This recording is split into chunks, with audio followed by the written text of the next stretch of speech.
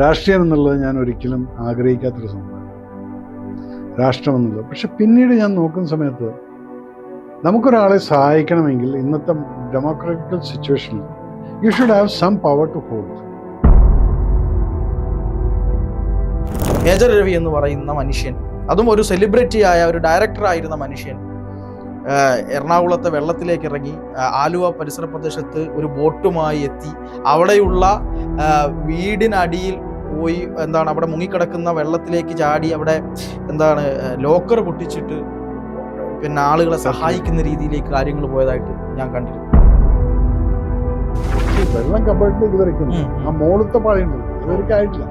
അപ്പൊ ഇവിടുന്ന് ഞങ്ങൾ പൊളിച്ചിട്ട് ഈ വാതിൽ തുറന്നപ്പോൾ കബേർഡ് ഇളകിയ ശബ്ദമായപ്പോൾ പാമ്പ് കിടക്കി. എന്റെ ഷുഗർ കുറഞ്ഞുകൊണ്ടിരിക്കുന്നത്, അതിന് ഷുഗർ അരക്കിലോ അവിടെ വാങ്ങിച്ചു വെച്ചാൽ ഉള്ള സിറ്റുവേഷനിൽ ഇവിടേക്കാണ് ദൈവികമായിട്ടുള്ള ചില ശക്തികളെന്ന് പറയുന്നത്. എനിക്ക് ഡയബറ്റീസ് ഉണ്ട്, ഷുഗർ ക്യാൻ കൂടാണ്. അന്ന് ഒരു ഷുഗർ പോയിട്ടുമില്ല, ഹൈ ആയിട്ടുമില്ല. അത്ഭുതമാണല്ലേ? അത്ഭുതമല്ലേ ഇതൊക്കെ? ഇപ്പോൾ ഒരു തീവ്രവാദ അറ്റാക്ക് ഉണ്ടാകുന്ന സമയത്ത് കേരളത്തിലൊക്കെ ചില ആളുകൾ പലപ്പോഴായിട്ട് നമ്മൾ ശ്രദ്ധിക്കുന്ന ഒരു കാര്യമാണ്. അതായത് ഒരു വലിയ അറ്റാക്ക് ആയിരിക്കും, ഒരു വലിയ ബുദ്ധിമുട്ടിൽ നിൽക്കുകയായിരിക്കും. ആ സമയത്താണ് തീവ്രവാദ അറ്റാക്ക് വരുന്ന സമയത്ത് പക്ഷേ ഇവരെ വെള്ളപൂശുന്ന തരത്തിലേക്ക് ഇത് നമ്മുടെ ഗവൺമെൻറ് തന്നെ ജയിക്കുന്ന പരിപാടിയാണ്, അല്ലെങ്കിൽ അവർ ജയിക്കുന്ന പരിപാടിയാണ് എന്നൊക്കെ പറഞ്ഞുകൊണ്ടുള്ള കാര്യങ്ങൾ പലപ്പോഴും അടിച്ചു വിടാറുണ്ട്. ഒരു പട്ടാളക്കാരൻ എന്ന നിലയിൽ, പട്ടാളത്തിൽ ഉണ്ടായിരുന്ന ഒരു മുതിർന്ന ഉദ്യോഗസ്ഥൻ എന്ന നിലയിൽ അതൊക്കെ കേൾക്കുമ്പോൾ, അതൊക്കെ കാണുമ്പോൾ അങ്ങേക്ക് എന്താ തോന്നാറുള്ളത്? അധികം ഇറിറ്റേഷനാണ്. പിന്നെ ഈ വിവരദോഷികളുണ്ട്, അതും മാറില്ല. അപ്പം അവരെ മാറ്റുക എന്നുള്ളത് നമുക്ക് പറ്റുന്ന കാര്യമല്ല. ഇത് basically they are determined to talk everything against our country എന്നുള്ള ഒരു പറ്റം ആളുകളുണ്ട്. അവർക്ക് നിങ്ങൾ ഒന്നും വലിയ പ്രശ്നമില്ല. അവരുടെ മനസ്സിനകത്ത് അത് ജനിക്കുമ്പോഴുള്ള ഒരു നികൃഷ്ട മെൻറ്റാലിറ്റി നിലയ്ക്കകത്തോട്ട് കയറി വളർന്നു വന്ന സിറ്റുവേഷൻസ് അങ്ങനെയായിരിക്കും. അപ്പം അങ്ങനെയൊക്കെ വരുന്ന സമയത്ത് ഇവൻ എന്നും ശത്രുവിന് വേണ്ടി സംസാരിക്കും. ചില മീഡിയാസുണ്ട്, ചില ജേർണലിസ്റ്റുകളുണ്ട്, ചില ആക്ടേഴ്സ് ഉണ്ടായിരിക്കും. ഇവരൊക്കെ ഹിഡൻ അജണ്ടകളുണ്ട്. അതിൽ ചിലർ ബെനിഫിറ്റ് ഉണ്ടാകും, ചിലത് വെറുതെ ചുമ്മാ ഒരു ദേഷ്യം, അതിന് വല്ലതും പറയാമെന്ന് മാത്രമേ. അല്ലെങ്കിൽ ജസ്റ്റ് ഇമാജിൻ, ഇപ്പം ഈവൻ ഓപ്പറേഷൻ സിന്ദൂറിനടക്കം ഏതോ ഒരുത്തന്നെ എഴുതിയിട്ടുണ്ടായിരുന്നു, ഇവിടുത്തെ കേരളത്തിൽ നിന്ന് തന്നെ ഒരുത്തൻ. മോദി ഗവൺമെൻറ് പട്ടാളക്കാരും കൂടെ ചെയ്ത് ഓപ്പറേഷനാണ്. ഒരുപാട് പ്രചാരണങ്ങൾ വന്നു. അപ്പോൾ അവരുടെയൊക്കെ മൈൻഡ് സെറ്റ് എങ്ങനെയാണെന്നുള്ള ആൻറ്റി നാഷണൽ എലിമെൻറ്റ്സ് എന്ന് പറയുന്നത് ഇതാണ്. രാജ്യസ്നേഹിയാവാൻ ബോർഡറിൽ പോയി നിന്നുകൊണ്ട് നെഞ്ചു വിരിച്ച് നിൽക്കേണ്ട ആവശ്യമില്ല. ഇവിടെ നിന്നുകൊണ്ട്, നമ്മുടെ രാജ്യത്തിൽ നിന്നുകൊണ്ട് നമ്മുടെ രാജ്യത്തിന് എഗൻസ്റ്റായിട്ട് സംസാരിക്കുമ്പോൾ ഹി ഹിംസെൽഫ് ഈസ് എ രാജ്യദ്രോഹി. അതല്ലാതെ നമ്മളിവിടെ നിന്ന് മാക്സിമം സപ്പോർട്ട് ചെയ്യുക എന്നുള്ളതാണ്. അവിടെ നിൽക്കുന്ന പട്ടാളക്കാർക്ക് മൊറാൽ ബൂസ്റ്റിംഗ് ആക്കുക. അല്ലാതെ ഇങ്ങനെയുള്ള ന്യൂസുകൾ കേട്ട് കഴിഞ്ഞാൽ പട്ടാളക്കാരൻ ഡിമോറലൈസ് ആവും. നമ്മളിതൊക്കെ ചെയ്ത് നമ്മളെ ചീത്തപ്പേരുന്നു. അപ്പം അതൊക്കെ നമ്മൾ കേൾക്കുന്നതാണ്. ഇപ്പം അതൊന്നും വലിയ പ്രസക്തിയില്ല. ഇതൊരു അജണ്ടയാണ്. അത് നമ്മൾ പാർലമെൻറ്റിലും കാണാനുണ്ട്. എങ്ങനെയെങ്കിലും ഒരു മോദി ഗവൺമെൻറ്റിനെ താഴത്തേക്ക് ഇടുക എന്നുള്ളതാണ് ഇപ്പോഴത്തെ ഒപ്പോസിഷൻ്റെ അജണ്ട. അപ്പം എനിക്കും കിട്ടുന്ന പ്രൈം മിനിസ്റ്റർഷിപ്പ്, അവിടെ ഇരുന്ന് പലരും ഇങ്ങോട്ട് നോക്കും, മുഖ്യമന്ത്രി സ്ഥാനം വേണം. എല്ലാ സ്ഥാനമാനങ്ങൾക്ക് വേണ്ടി നടക്കുന്ന ഭ്രമികളായിട്ടുള്ള രാഷ്ട്രീയക്കാർ കളിക്കുന്ന കളിയിൽ ബലിയാടുകളാവുന്ന സമാധാനം ആഗ്രഹിച്ചുകൊണ്ട് നടക്കുന്ന സാധാരണക്കാരായിട്ടുള്ള മനുഷ്യർ. അപ്പോൾ 140 കോടി ജനങ്ങളെ കൺട്രോൾ ചെയ്യുന്ന വെറും 541 MP-മാരും ബാക്കിയുള്ള ആയിരക്കണക്കിന് MLA-മാരും ആണ്, അല്ലെങ്കിൽ മുഖ്യമന്ത്രിമാർ ആണ് എന്നുള്ളൊരു അവസ്ഥയിലേക്കാണ് ഇത് എത്തിയിരിക്കുന്നത്. ബാക്കി സാധാരണക്കാരൻ ബലിയാട്. He doesn't know what's happening. അവനെന്നെ അറിയില്ല ഇതിപ്പോൾ എന്തൊക്കെ ഇവിടെ നടക്കുന്നു. ഇത് വിശ്വസിക്കണോ വേണ്ടേ? പിന്നെ ചിലവന്മാർ പറയുന്ന കേട്ടോ വിശ്വസിക്കത്തക്ക രീതിയിലാണ് അവർ സംസാരിക്കുക. ഞാൻ അവിടുത്തെ സീനിയർ ഓഫീസറായിട്ട് സംസാരിച്ചിരുന്നു. അവൻ്റെ വയറ്റിപ്പഴപ്പാണത്. അങ്ങനെ നുണ പറഞ്ഞ് ജനങ്ങളെ മാറ്റിക്കൊണ്ട് വേണം ഇവന് ജീവിക്കാൻ. അപ്പം അങ്ങനെയുള്ള ആൾക്കാരുടെ മുമ്പിൽ നമ്മൾ ഇതിനൊന്നും ബോധർ ചെയ്യേണ്ട ആവശ്യമില്ല. അവർ പറയുന്നെങ്കിൽ പറഞ്ഞോട്ടെ. പക്ഷെ നമ്മുടെ ജനങ്ങൾ, രാജ്യസഭയുള്ള ജനങ്ങൾ എപ്പോഴും ഒന്ന് ആലോചിക്കണം. നിങ്ങൾ എന്ത് പറഞ്ഞാലും ഇതിനെ കാവലാളായി നിൽക്കുന്ന പട്ടാളക്കാരുടെ ബോട്ടുകൾ നിങ്ങളിത് പറയുമ്പോഴും ഉണ്ട്. അപ്പം അതുകൊണ്ട് അവർക്ക് ദേ വിൽ ഗെറ്റ് ഹേർട്ട് എന്നുള്ളത്. പിന്നെ നമ്മൾ അയാൾക്ക് ശമ്പളം കിട്ടിയിട്ടല്ലേ അവിടെ നിൽക്കുന്നത്. താനും പോയി നിൽക്കണോ, തനിക്ക് ഡബിൾ ശമ്പളം തരാം. ഇതൊരു ശമ്പളത്തിന് വേണ്ടിയിട്ടുള്ളൊരു കർമ്മമല്ല അത്. ശമ്പളം വേണം, കാരണം അതിനകത്ത് എന്താ, വീട് സേഫാണ്, സെക്യൂറാണ്. ആ ഒരു സമാധാനത്തിലാണ് അവനവിടെ നിൽക്കുന്നത്. എനിക്കെന്തെങ്കിലും സംഭവിച്ചാലും എൻ്റെ പെൻഷൻ എൻ്റെ കുടുംബത്തെ നോക്കും. ആ ഒരു ചങ്കൂറ്റത്തിലാണ് നെഞ്ചും വിരിച്ച് അവിടെ നിൽക്കുന്നത്. തീർച്ചയായിട്ടും അത് ആ ഒരു വികാരം എന്താണെന്നുള്ളത് ഇതുപോലെ സംസാരിക്കുന്ന ആൾക്കാർക്ക് മനസ്സിലാവില്ല. അല്ല, സ്വന്തം ജീവനാണ് അവിടെ വെക്കുന്നത് നമ്മൾ. അപ്പം എത്ര പണം തരാമെന്ന് പറഞ്ഞാലും ഞാൻ ആ പരിപാടിക്കേ ഇല്ല എന്ന് പറഞ്ഞ് ഓടുന്ന ആളുകളുണ്ട്. അവരാണ് വന്ന് വിമർശിക്കുന്നത് എന്നാണ് ഏറ്റവും വലിയ രസകരമായ കാര്യം. അതാണ് അവർക്ക് വിമർശനം എന്നുള്ളത് അവരുടെ ഒരു മനസ്സിന് കിട്ടുന്നൊരു സുഖമാണ്. ഇപ്പം ഞാൻ കഴിഞ്ഞ ദിവസം ഒരു കമൻറ്റ് കണ്ടു, ഒരാളുടെ കമൻറ്റാണ്. ഇപ്പം അങ്ങയെക്കുറിച്ചുള്ള ഒരു പോസ്റ്റ്, ഒരു വളരെ മികച്ചൊരു പോസ്റ്റ്, രാഷ്ട്രീയത്തിൻ്റെ പേരിൽ മാത്രം വിമർശിക്കരുത് എന്ന് പറഞ്ഞുകൊണ്ട് അങ്ങേക്ക് അനുകൂലമായിട്ടൊരു പോസ്റ്റ്. അതിനടിയിൽ ഒരാൾ എഴുതിയിരിക്കുകയാണ്, അദ്ദേഹം രാജ്യത്തിന് വേണ്ടി ചെയ്തൊക്കെ ഓക്കെ, പക്ഷെ അദ്ദേഹം രാഷ്ട്രീയം പറയുകയാണെങ്കിൽ ഞങ്ങൾ അതിനെതിരെ ശക്തമായ രീതിയിൽ പ്രതികരിക്കും എന്ന്. അപ്പം ഞാനിവിടെ നോക്കി എന്താണ്. അപ്പോൾ നമുക്കങ്ങനെ ഒന്ന് പറയാൻ, ഒരു ഇത്രയും സ്വന്തം ജീവിതം പോലും പണയം വെച്ച് നിൽക്കുന്ന അങ്ങായിക്കോട്ടെ മറ്റുള്ള ആൾക്കാരായിക്കോട്ടെ ആരും ആയിക്കോട്ടെ, അവരെ പറയാൻ എന്ത് അർഹതയാണുള്ളത് കേവലം രാഷ്ട്രീയത്തിന്റെ പുറത്ത് എന്നുള്ളതാണ് ചോദ്യം. തോന്നിയിട്ടുണ്ടോ അങ്ങനെ?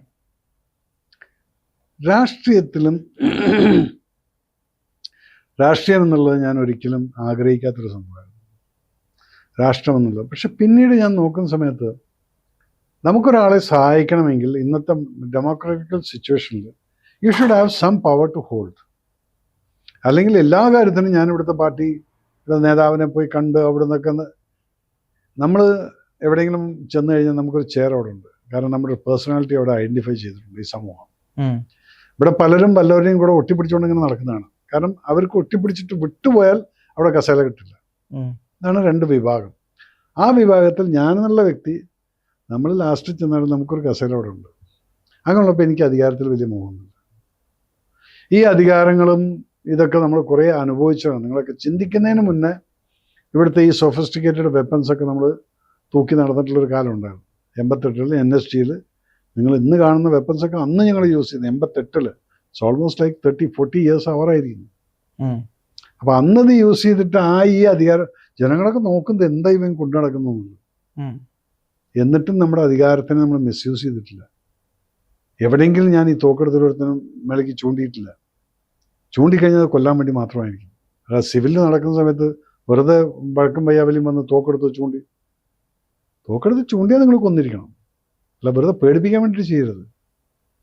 അതൊക്കെയാണ് നിങ്ങളുടെ അല്പത്തരം എന്ന് പറയുന്നത്.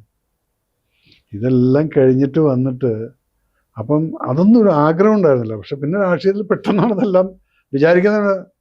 സുരേന്ദ്രൻ വിളിച്ച് ചേട്ടാ ഒന്ന് ഡൽഹിക്ക് വരണം 26-ാം തീയതി എന്ന് പറയുന്നത് നമ്മൾ പാർട്ടി മെമ്പർഷിപ്പ് ആവുന്നു. പിന്നെ രാഷ്ട്രീയത്തിന് ഡൽഹിക്ക് വരുന്നു. അങ്ങനെ വന്നപ്പോൾ വിചാരിച്ചു, ശരി ഇനിയിപ്പോൾ ജനങ്ങൾക്ക് വേണ്ടി എന്തെങ്കിലും ചെയ്യണമെങ്കിൽ ഞാൻ ഇതിൽ തന്നെ നിൽക്കണം. ഈ പറഞ്ഞ വ്യക്തിയോട് എനിക്ക് ഒന്നേ ചോദിക്കണം, ഞാൻ പറയുന്ന രാഷ്ട്രീയം നിങ്ങൾക്ക് ഇഷ്ടമില്ലാത്തത് കൊണ്ടല്ലേ നിങ്ങൾ എന്നെ എതിർക്കുമെന്ന് പറഞ്ഞത്? നിങ്ങളുടെ രാഷ്ട്രീയം ഞാൻ അക്സെപ്റ്റ് ചെയ്യണം എന്നുള്ളത് അതെവിടെയാണ് പറഞ്ഞിരിക്കുന്നത്? എഴുതിയിരിക്കുന്ന ഒരു കമ്മ്യൂണിസ്റ്റുകാരനാവാം, ഒരു കോൺഗ്രസ്സുകാരനാവാം, BJP-കാരനാവാൻ വഴിയില്ല. കാരണം BJP-കാരൻ പറയില്ല, എല്ലാവർക്കും പറയാം ഞാൻ BJP-കാരനാണെന്നുള്ളത്. അപ്പം അങ്ങനെ വരുന്ന സമയത്ത് ഇത് പറഞ്ഞിരിക്കുന്നവൻ്റെ രാഷ്ട്രീയത്തിനോട് ഞാൻ ചേർന്ന് നിൽക്കുന്നില്ല എന്നുള്ളത് അദ്ദേഹത്തിന് ഉറപ്പുള്ളതുകൊണ്ടാണ് പറഞ്ഞത് ഞാൻ ശക്തമായി എതിർക്കും. നിങ്ങൾ എതിർത്തോ? ഇത് ഡെമോക്രാറ്റിക് രാജ്യമാണ്. നിങ്ങൾ TV ചർച്ചകളിൽ ഇരുന്നു കൊണ്ട് അല്ല അല്ല അല്ല അല്ല എന്ന് ഒച്ച വിളിക്കുന്ന പോലെ എല്ലാ രാഷ്ട്രീയം എന്ന് പറയും. നിങ്ങൾ പ്രൂവ് ചെയ്യണം നിങ്ങളുടെ വെർത്ത് എന്താണെന്നുള്ളത്.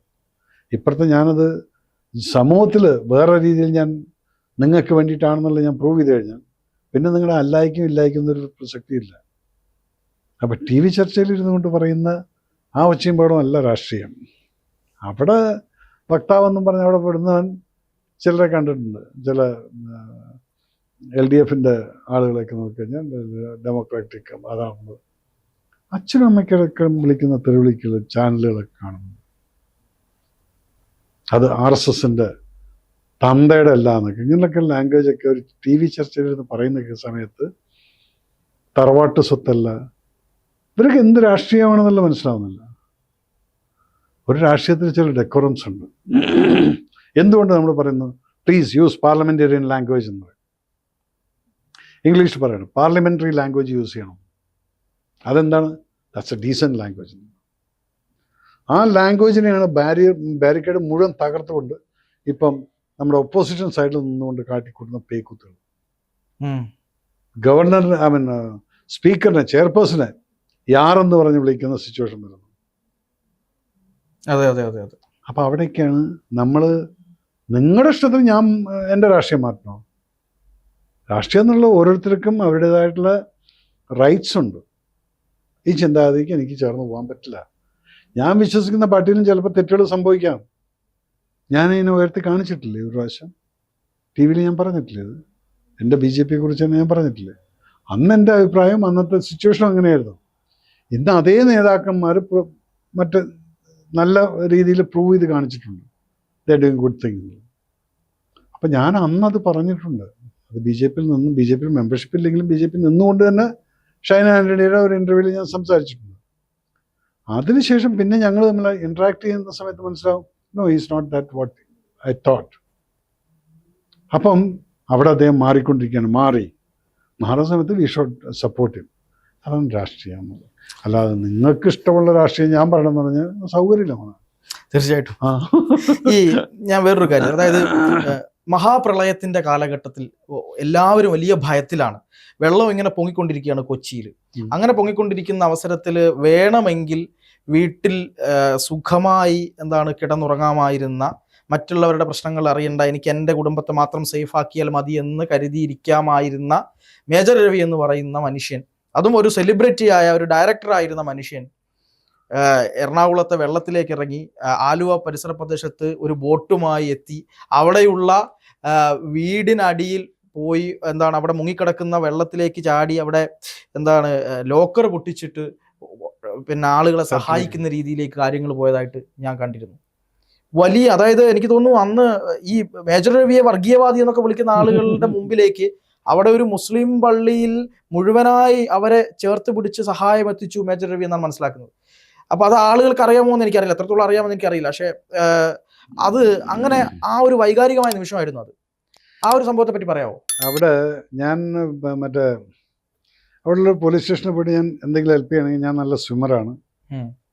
അപ്പോൾ ഞാൻ ലോക്നാഥ് ബെഹ്റ സാറിൻ്റെ അടുത്ത് സംസാരിച്ച് ആലുവ സൈഡിലേക്ക് വെക്കുമോ, അവിടെ എന്തെങ്കിലും ചെയ്ത് കൊടുക്കുക, എന്ത് ഹെൽപ്പ് ചെയ്യാൻ പറ്റുമെങ്കിൽ. അങ്ങനെ അവിടെ ചെന്ന് പോലീസുകാരെ ആരുമില്ല. അവിടെ ഉണ്ടായിരുന്ന പോലീസുകാർ എൻ്റെ കൂടെ സെൽഫി എടുക്കാനാണ് മൂപ്പർക്ക്. ഒരു സെൽഫി എടുത്തപ്പം പുറത്തൊരാൾ നിന്നിരുന്നു, ഒരു ട്യൂബുമായിട്ട്, അസീസ് എന്ന് പറഞ്ഞു. ഞാൻ ചോദിച്ചാൽ എന്താ പറയുന്നത് വെച്ചാൽ, ഇല്ല സാർ, എൻ്റെ കൂട്ടുകാരൻ്റെ ഭാര്യയും ഇപ്പം ഗർഭിണിയാണ്, ഒരു വീടിൻ്റെ മുകളിലാണ്, അപ്പം എങ്ങനെയെങ്കിലും നമുക്ക് പുറത്തേക്ക് കൊണ്ട് എത്തിക്കണം, വെള്ളം കൂടിക്കൊണ്ടേയിരിക്കണം. ശരിയായിരുന്നു. അപ്പം അവിടെ എന്തുള്ളത് നിങ്ങളുടെ അടുത്ത്? ബോട്ടുണ്ട് സാർ, പക്ഷേ ആർക്കും ഓടിക്കാറില്ല. ഞാൻ പറയാം, എങ്ങനെ അവിടെ ബോട്ടെന്ന്? ഇല്ല, ചെറിയൊരു ബോട്ട് അവിടെ ഉണ്ടെന്ന്. ഞാൻ പിന്നെ അതിനെ ക്വസ്റ്റ്യൻ ചെയ്തില്ല. ഞാനും ഇവരും കൂടെ എൻ്റെ വണ്ടി അവിടെ എൻ്റെ കൂട്ടുകാരുടെ അടുത്ത് B3 ബിനോജിൻ്റെ അടുത്ത് ഞാൻ പറഞ്ഞു, നിങ്ങൾ വണ്ടി എവിടെയെങ്കിലും കൊണ്ടുപോയി ഹൈറ്റുള്ള അടുത്ത്, കാരണം വെള്ളം കൂടിക്കൊണ്ടിരിക്കുകയാണ്, എപ്പോഴാണ് ഇതൊക്കെ കയറുന്നത്. അങ്ങനെ അവർ വണ്ടിയായിട്ട് പോയി UC കോളേജിൽ ഇവിടെ കൊണ്ടിട്ടു. ഞാൻ അവിടുന്ന് ഞാനും അസീസും കൂടെ ഈ ടയറും പിടിച്ചു. അപ്പോൾ ഞങ്ങളുടെ കഴുത്തിനിട്ടും വെള്ളമുണ്ട് റോട്ടിൽ. ഇതിൽ ഈ ട്യൂബും പിടിച്ച് മതിലും പിടിച്ചുകൊണ്ട് ഇങ്ങനെ പോവാം. കുറച്ച് കഴിഞ്ഞപ്പോൾ ഈ മതിൽ പിടിക്കുമ്പോൾ മതിലൊക്കെ തന്നെ ഇളകിപ്പോയിരുന്നു. അത്രയും ഫോഴ്സിൽ വെള്ളം അടിച്ചുകൊണ്ടിരിക്കുകയാണ്. 1 കിലോമീറ്ററോളം ഞങ്ങൾക്ക് പോകേണ്ട ആവശ്യമുണ്ട് ഈ പള്ളിക്ക് എത്താൻ. പള്ളിയിലെത്തിയിട്ട് ഞാൻ പള്ളിയിൽ കയറി, ഫസ്റ്റ് ഫ്ലോറിൽ കയറണം. കയറുമ്പോൾ അവിടെ എല്ലാം ചെക്കന്മാർ എന്നെ ഇങ്ങനെ നോക്കി. എന്നൊരു അസീസിനെ ഒന്ന് നോക്കി. അപ്പോൾ അസീസ് ചിരിക്കുന്നുണ്ട്. സാർ, അതൊക്കെ നമ്മുടെ കൂട്ടുകാരാണെന്നൊക്കെ പറഞ്ഞു. അപ്പം ഞാൻ അവിടെ സൗഹൃദമല്ലായിരുന്നു. ഞാൻ പറഞ്ഞു, മക്കളെ, ഇവിടെ നിൻ്റെ ആ ഫ്രണ്ടിൻ്റെ വീട് എവിടെ? സാർ, അത് അവിടെ ഒന്ന് കാണാം, അപ്പുറത്ത് ആ വീടാണ്. നിങ്ങളുടെ അടുത്ത് എന്താ ഉള്ളതെന്ന് ചോദിച്ചു. അല്ല, എന്താ ഉള്ളതെന്ന് ചോദിച്ചു. ഞാൻ പറഞ്ഞു, എനിക്ക് കയറ് കിട്ടുമോ? നീളത്തുള്ള കയറ്, എത്രയും നീളമുള്ള കൊണ്ടുപോകാൻ, സ്ട്രോങ് ആയിട്ടുള്ള. അപ്പോഴത്തേക്കും താഴത്തെ അപ്പുറത്തെ വീട്ടിൽ ഷാജാനായിരുന്നു. ഷാജാനെ വിളിച്ച് നോക്കുമ്പോൾ അവിടെ ഒരു ചുരുട്ട് കയറ് കിട്ടി. അതവിടെ നിന്ന് എറിഞ്ഞ് അതിങ്ങോട്ടെത്തി. പിന്നെ ഈ ട്യൂബ് എൻ്റെ കയ്യിലുണ്ട്. അപ്പോൾ ഞാൻ പറഞ്ഞു, ഇനിയിപ്പം നീ ഈ ട്യൂബ് യൂസ് ചെയ്യണ്ട, നമുക്ക് ഈ കയറിൻ്റെ മുകളിൽ എത്ര പേരുണ്ടാകും, ആർക്കൊക്കെ നീന്തലറിയാം, എല്ലാവർക്കും അറിയാമെന്ന്. ഒരുത്തൻ്റെ അടുത്ത് ഞാൻ പറഞ്ഞു, നീ ഇവിടെ നിൽക്കുക, ഒരു പയ്യനായിരുന്നു.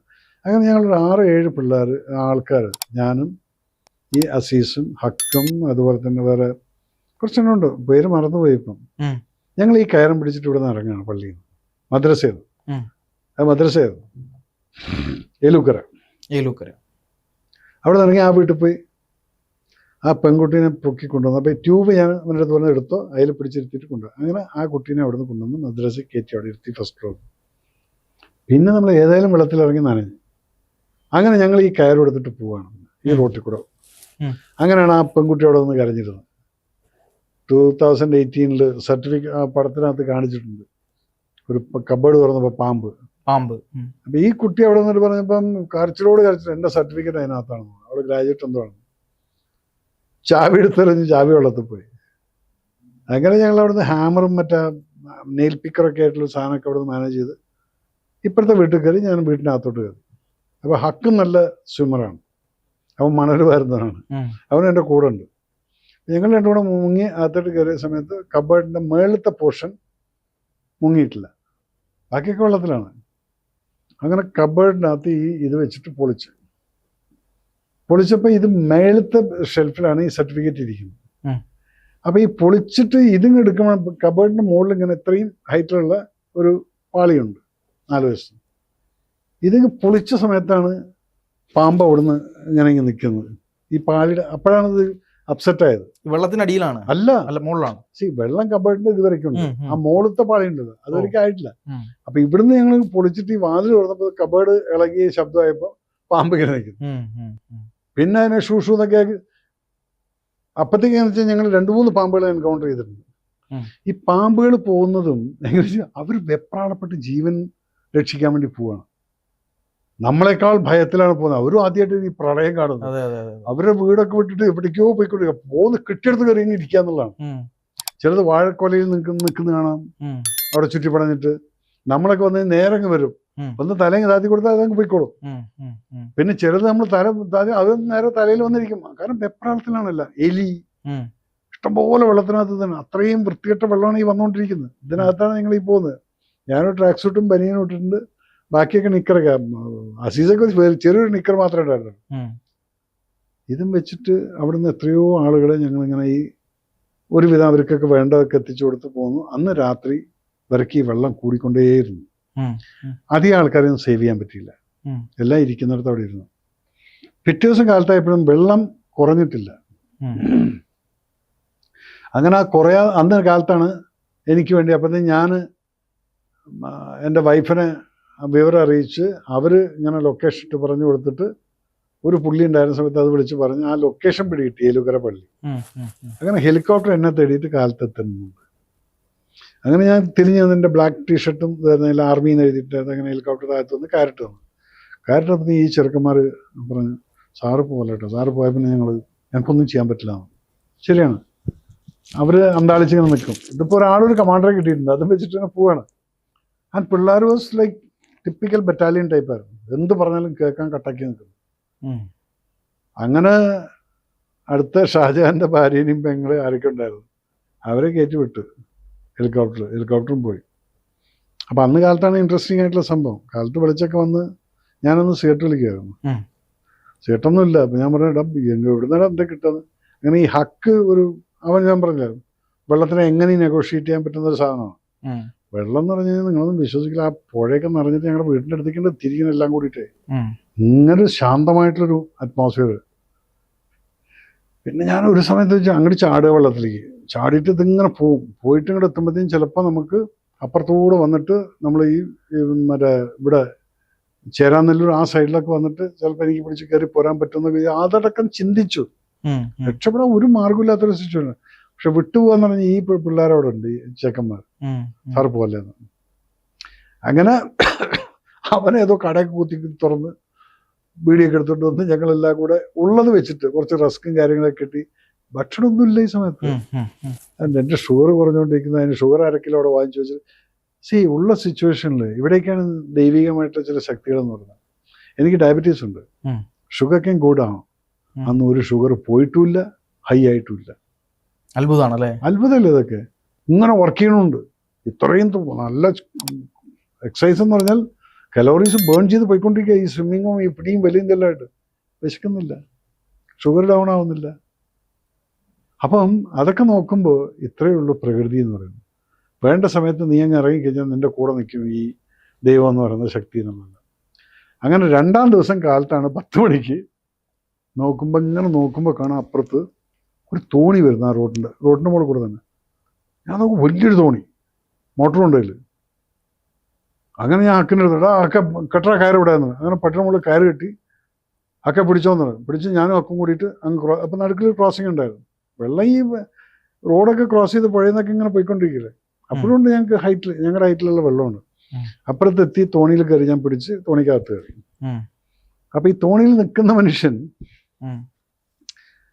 ഒരു അണ്ടർവെയർ മാത്രമേ ഇട്ടിട്ടുള്ളൂ, ഒരു തോർത്തുകൊണ്ട് അരയിൽ കെട്ടിയിട്ടുണ്ട്. കട്ട മസിലൊക്കെ കണ്ടു കഴിഞ്ഞാൽ, കാലിനൊക്കെ മസിൽ കണ്ടു കഴിഞ്ഞാൽ നമ്മുടെ മറഡോണയുടെ മറ്റേ ഫുട്ബോൾ മറഡോണയുടെ കാല് പോലെയൊക്കെ ആയിരുന്നു. അങ്ങനെയുള്ള മസിലും പുറത്ത് കഷണ്ടി, കുറച്ച് മുടിയുണ്ട് ലോങ്, കണ്ട ഒരു സിൽവസ്റ്റർ സ്റ്റാലിയൻ ബോഡി, ഒരു ലുക്കും. മൂപ്പര ഒരു വികാരവും ഇല്ലാത്തൊരു ലുക്കായിരുന്നു. ഞാൻ കയറുന്നു, എന്നോട് കയറണ്ടെന്ന് പറയുന്നില്ല. കയറി ഞാൻ ചോദിച്ചത് ബ്രെഡ് കുറച്ച് അപ്പുറത്തേക്ക് കൊടുക്കണമെന്നാണ്. അപ്പോൾ അതിങ്ങനെ നോക്കിയിട്ട് എന്നെ നോക്കുന്നില്ല. ഞാൻ വിചാരിക്കുന്ന ആള് തന്നെയാണോ എന്ന് ചോദിച്ചു. ഇങ്ങനെയാണ് ചോദിക്കുന്നത്. ഇപ്പം പറഞ്ഞു വിചാരിക്കുന്നത് മേജർ വേണമെങ്കിൽ അത് തന്നെയാണെന്ന്. അപ്പോഴും എന്നെ നോത്തു നോക്കാതെ ഇതിപ്പോ എങ്ങനെ ഇവിടെ വന്ന് വിട്ടിരിക്കുന്നത്, ഒരു ബന്ധമില്ലാത്ത സ്ഥലത്താണ് ഞാൻ കിടക്കുന്നത്. അപ്പൊ ഞാൻ പറഞ്ഞു എൻ്റെ പേരെന്താ ചോദിച്ചു. എൻ്റെ പേര് സിൽവസ്റ്റർ സ്റ്റാലിൻ. അവരുടെ പേര് സിൽവസ്റ്റർ സ്റ്റാലിൻ, അതേ ബോഡി, ബോഡി അതുപോലെ. അവരുടെ മോനുണ്ട് അവിടെ.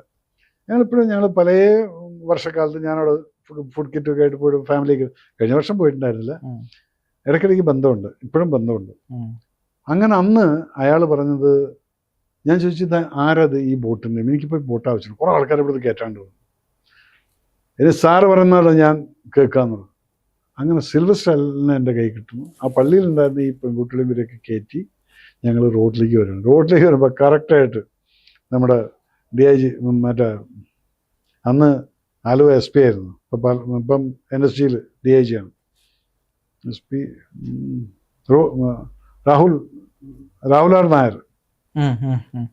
ഇങ്ങനെ നോക്കുമ്പോഴേ ഞാൻ ഈ തോണിയിൽ ഇങ്ങനെ ഫുൾ സ്പീഡിൽ എവിടേക്കാ വന്ന് കയറുന്നറിയോ, നമ്മുടെ ദേശമല്ലേ ആലുവ ദേശത്തിലേക്കാണ് വന്ന് കയറാണ്. അപ്പോഴും ഞാൻ എപ്പോഴാണ് എനിക്കൊരു പിടിയും കിട്ടുന്നില്ല. അപ്പൊ നമുക്ക് പിന്നെയാണ് ആലുവ പാലം കാണുന്നത്, മെട്രോ സ്റ്റേഷൻ അപ്പുറത്ത്. അപ്പോഴത്തേക്ക് അവർ ചായ കൊണ്ടുവന്ന് രാവിലേക്ക് എവിടുന്ന് കേട്ടോ ഈ വരുന്നതെന്ന് ചോദിച്ചു. ഒരാളും വിചാരിക്കാത്ത സ്ഥലത്ത് നിന്നാണ് ഞാൻ ഇപ്പൊ പോകുന്നത്. അപ്പോഴത്തേക്ക് എന്നെ കാണാനില്ലെന്നും പറഞ്ഞ് എൻ്റെ വിയോജം പിന്നെ ആകെ ടെൻഷൻ അടിച്ച് നടക്കുകയാണ്. അവർ അങ്ങോട്ട് ഓടുന്നു ഇങ്ങോട്ട് ഓടുന്നു. അങ്ങനെ കറക്റ്റ് സമയത്ത് അവന്മാരും വന്ന് കയറും. കയറി വന്നപ്പോഴത്തേക്ക് എൻ്റെ മരുന്ന് സാധനങ്ങളെല്ലാം എടുത്ത് വന്നിട്ട് എൻ്റെ കയ്യിൽ ഇത് കഴിക്കുക അത് കഴിക്കുക എല്ലാം ആയി. സിഗരറ്റ് പാക്കറ്റ് സംഭവങ്ങളൊക്കെ സെറ്റാക്കിയിട്ട് കൊണ്ടുവന്നിരിക്കുകയാണ്. അപ്പോൾ ഞാൻ പറയും, മക്കളെ ഇനി നിങ്ങളിവിടെ നിൽക്കുക, ഇന്ന് ഈവനിങ് വരയ്ക്കും നമുക്ക് റെസ്ക്യൂ ചെയ്ത് ഇന്ന് ഈവനിങ് വീട്ടിൽ പോകാം. അങ്ങനെ അന്ന് ഈവനിങ് വരയ്ക്ക് ഞങ്ങളൊരു 200 ഫാമിലീസിനെ അവിടെ നിന്ന് ഈ ബോട്ടിൽ സിൽവറിൻ്റെ ബോട്ടിനകത്ത് ഞങ്ങൾ സേവ് ചെയ്ത് കാണും.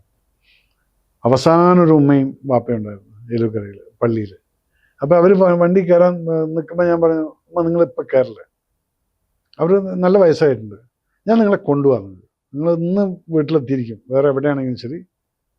അവരും ഉണ്ടാതിരുന്നു. അങ്ങനെ ഞങ്ങളൊരു 6:30 സന്ധ്യ ആകുമ്പോഴത്തേക്കും ഇവരെ മാത്രം ബോട്ട് കയറ്റിയപ്പോൾ രണ്ടും കൂടെ എന്നെ നോക്കിയിട്ട് പറയാണ്, ഞങ്ങളാകെ വിഷമിച്ചിട്ടിരിക്കുകയായിരുന്നു, നിങ്ങൾ വരുമോ ഇല്ലേ എന്നുള്ളത്.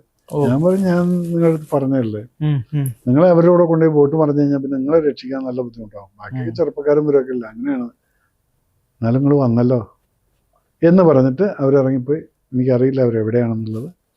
അവരെ നമ്മൾ ദേശത്തിറക്കി വിട്ടു. പിറ്റേ ദിവസം കാലത്തായപ്പോഴത്തേക്കും വെള്ളം കുറയാൻ പറ്റും. പിന്നെ വെള്ളം കുറഞ്ഞ് പിന്നെ വലിയ പ്രശ്നമൊന്നും ഉണ്ടായില്ല. അത് കഴിഞ്ഞ് പിന്നെ ഈ ക്ലീനിങ് ആയിരുന്നു ഏറ്റവും വലിയ പ്രശ്നം. അപ്പോൾ അവിടെ പോയി പിന്നെ നമ്മൾ ക്ലീനിങ്ങിൽ ഇടപെട്ടു. അങ്ങനെ ഏലൂക്കര പള്ളി, മോസ്ക്, അമ്പലം ഇതൊക്കെ ക്ലീൻ. എല്ലായിടത്തും ഹിന്ദുവും മുസ്ലിമും ക്രിസ്ത്യാനിയും ഉണ്ടായിരുന്നു. എൻ്റെ മേജർ സർവീസ് അക്കാഡമിയിലത്തെ പിള്ളേരുണ്ടായിരുന്നു. അവരെ ഞാൻ സോഷ്യൽ കമ്മിറ്റ്മെൻ്റ് എന്നും പറഞ്ഞിട്ട് ഇത് ഏൽപ്പിച്ചു കൊടുത്തു. നമുക്കിങ്ങനെ എന്തെങ്കിലും സംഭവം വരുന്ന സമയത്ത് നിങ്ങൾ സോഷ്യലി ഇറങ്ങി വാളണ്ടിയർ ആവണമെന്നുള്ള പഠിപ്പിക്കാൻ വേണ്ടിയിട്ട് അവരെ അതിന് ഞാൻ യൂസ് ചെയ്തു. Kids was so happy and hard working. ഒരു സ്ഥലത്ത് കരുനാഗപ്പള്ളിയാണെന്ന് തോന്നുന്നു, അവിടെ എൻ്റെ അക്കാഡമിയിലത്തെ പിള്ളേർ പോയിട്ട് ഉച്ചയ്ക്ക് എന്നെ വിളിച്ചു. അപ്പം എൻ്റെ അവിടുത്തെ ഇൻസ്ട്രക്ടർ, സാറേ പിള്ളേർക്ക് സാറിനോട് സംസാരിക്കണം. എത്ര പേരുണ്ടെന്ന്? സാറേ 23 ആൾക്കാരുണ്ടെന്ന്. അപ്പോൾ പിള്ളേർ നമ്മൾ സ്പീക്കറിലിട്. അങ്ങനെ സ്പീക്കറിലിട്ടപ്പോൾ പിള്ളേർ ദേ വാസ് സോ എക്സൈറ്റഡ്. സാറേ ഞങ്ങൾ ചാപ്പാട് വെച്ച് ഹോട്ടലിൽ കാശ് വാങ്ങിച്ചില്ല. അവരുടെ എക്സൈറ്റ്മെൻറ്റ് അതായിരുന്നു. അപ്പോൾ ഞാൻ പറയുന്നത്, നിങ്ങൾ സമൂഹത്തിന് ചെയ്തിട്ടുള്ള പണി ആ ഹോട്ടലുകാരൻ കണ്ടു. അപ്പം അവർ നിങ്ങൾക്ക് തന്നിട്ടുള്ള പ്രതിഫലമാണത്. അതിന് നന്ദി പറയാണ് വേണ്ടത്. പറയാൻ താങ്ക് യു സോ മച്ച് എന്ന് പറഞ്ഞിട്ട് ഫോണും കെട്ടാവും. സാറേ ഞങ്ങളുടെ അടുത്ത് കാശുണ്ടായിരുന്നു, ഞങ്ങൾ കൊടുത്തിട്ട് വാങ്ങിച്ചില്ല എന്ന്. കണ്ട, നിങ്ങൾ അങ്ങോട്ട് ഉപകാരം ചെയ്ത്. ഇങ്ങനെയാണ് ഞാൻ എൻ്റെ അക്കാഡമിയിലത്തെ പിള്ളേരെ ഏതെല്ലാം ഓപ്പർച്യൂണിറ്റി നമ്മളെല്ലാം യൂസ് ചെയ്യും. ഇവിടെ ഒരു ക്ലീൻ ചെയ്തു. അതിനകത്ത് എനിക്ക് ആ ക്ലീനിങ്ങിൻ്റെ ലാസ്റ്റ് സ്റ്റേജിൽ മലപ്പുറത്ത് നിന്ന് ഒരു ലോറി നിറച്ച് പിള്ളേർ വന്നു. മലപ്പുറത്ത് വന്നെന്ന് പറഞ്ഞാൽ 90% മുസ്ലിം പിള്ളേരായിരുന്നു. അപ്പോൾ എല്ലായിടത്തും ഞങ്ങൾ പള്ളിയിലും ഇവിടെയൊക്കെ കയറി ഞങ്ങൾ ക്ലീൻ ചെയ്യുന്നു. അതാണ് ഒരു അമ്പലത്തിൽ കയറിയപ്പാട് ഒരു സംഘാടകനാണെന്ന് തോന്നുന്നു. സാറേ മുസ്ലിംസ് ഇവിടെ കയറാൻ പറ്റില്ല. ഞാൻ പറഞ്ഞത് അവൻ്റെ മുഖത്ത് എഴുതി വെച്ചിട്ടുണ്ടാകും. എനിക്കങ്ങനെ മനസ്സിലായതില്ല. അല്ല അതെല്ലാം കാണും. ഞാൻ സൈഡിൽ വിളിച്ചുകൊണ്ടിട്ട് എന്തേ പറഞ്ഞെന്നുള്ള ഞാൻ പറയുന്നില്ല. അതിനുശേഷം പിന്നെ അയാൾ വാദം പറഞ്ഞിട്ടില്ല. അപ്പം അത് കഴിഞ്ഞിട്ട് ഇന്നേ ഒരു ആ ഭഗവാൻ അവിടെ തന്നെ ഉണ്ട്. 5-6 വർഷമായി. 2018 നടന്നിരിക്കുന്നത്. ഇപ്പം 6-8 വർഷമായി. ആ ദൈവം അവിടെ തന്നെ ഇരിപ്പുണ്ട്. അപ്പം താനല്ലടോ പറയണ്ട ആ ജാതി കയറാൻ പാടില്ല, ഈ ജാതി കയറാൻ പാടില്ല. എനിക്ക് അതിനോട് വലിയ വിശ്വാസമില്ല. നിനക്ക് വിശ്വാസം ഉണ്ടോ ഇല്ലേ? നമ്മൾ അന്ന് അമ്പലം ക്ലീൻ ചെയ്യാൻ പറ്റും. അമ്പലം ക്ലീൻ ചെയ്യാൻ ഏറ്റവും അധികം പ്രശ്നം. കാരണം 4 വശം കവർ ചെയ്ത് ഇത് ചളി 6 അടിക്ക് നിൽക്കുകയാണ്. മണ്ണ് സ്ലഷ് കാല് വെക്കാൻ പറ്റുന്നില്ല. എന്നിട്ട് ഇതിന് വെള്ളം വേണ്ടേ? ഇതിനെ ചുമ്പം പിക്കാക്സും അതും ഇതെല്ലാം വെച്ച് ക്ലീൻ ചെയ്ത് നല്ല പണിയായിരുന്നു. അപ്പം അവിടെയെല്ലാം ഇത് ചെയ്യുമ്പോൾ നിങ്ങൾക്ക് ജാതി മതമൊക്കെ നോക്കണം എന്ന് പറഞ്ഞു കഴിഞ്ഞാൽ എന്തൊരു കഷ്ടമാണ്. അത് കഴിഞ്ഞിട്ട് അവർ എന്നെ ആദരിച്ചു, ഏലൂക്കരക്കാർ. അവിടെയും രസം എന്താണെന്നറിയാം, നിങ്ങളൊക്കെ കേട്ടാണല്ലോ. ഒരു ദിവസം ഫ്ലാറ്റിലിരിക്കുകയാണ് ഇവിടെ മരടിൽ. അപ്പോൾ ഒരാളെൻ്റെ മുമ്പിലിരുന്ന് ഞാൻ എന്തോ പറഞ്ഞുകൊണ്ടിരിക്കുക. അപ്പോൾ ഒരാൾ വന്ന് വാതിൽക്കൽ ബെല്ലടിച്ച്. ഞാൻ കമേൻ എന്ന് പറഞ്ഞു. ഇയാൾ തൊപ്പിയൊക്കെ ഇട്ടിട്ടുണ്ട്, ഒരു കോട്ടൊക്കെ ഇട്ടിട്ടുണ്ട്, കയറി വരുന്നു. ഒരു പ്രത്യേകം ഞാനങ്ങനെ നോക്കില്ല. അപ്പം ഓക്കെ മോനെ നീ പൊയ്ക്കോ, ഇനി വേറെ വല്ല പ്രശ്നമുണ്ടെങ്കിൽ എൻ്റെ പറഞ്ഞാൽ മതി പറഞ്ഞ് വിട്ടിട്ട് ഞാൻ ഇങ്ങോട്ട് വരും. അപ്പുറത്തിരുന്ന് ഞാൻ യെസ് ആരാണ് അപ്പം അയാൾ പറഞ്ഞു സാറെന്ത് കണ്ടിട്ട് എൻ്റെ അടുത്തേക്ക് അകത്ത് വന്നിരിക്കാൻ പറഞ്ഞതെന്ന് ചോദിച്ചു. ഞാൻ പറയാം എൻ്റെ വീട്ടിലോട്ട് വാതിൽക്ക് ബെല്ലടിച്ചാൽ എന്നെ കാണാനല്ലേ, അതിനാണ് വരാൻ പറഞ്ഞത്. താൻ കാര്യം പറയാമെന്നത്. സാറേ എൻ്റെ പേര് ഷാജി എന്നാണ്. അങ്ങനെ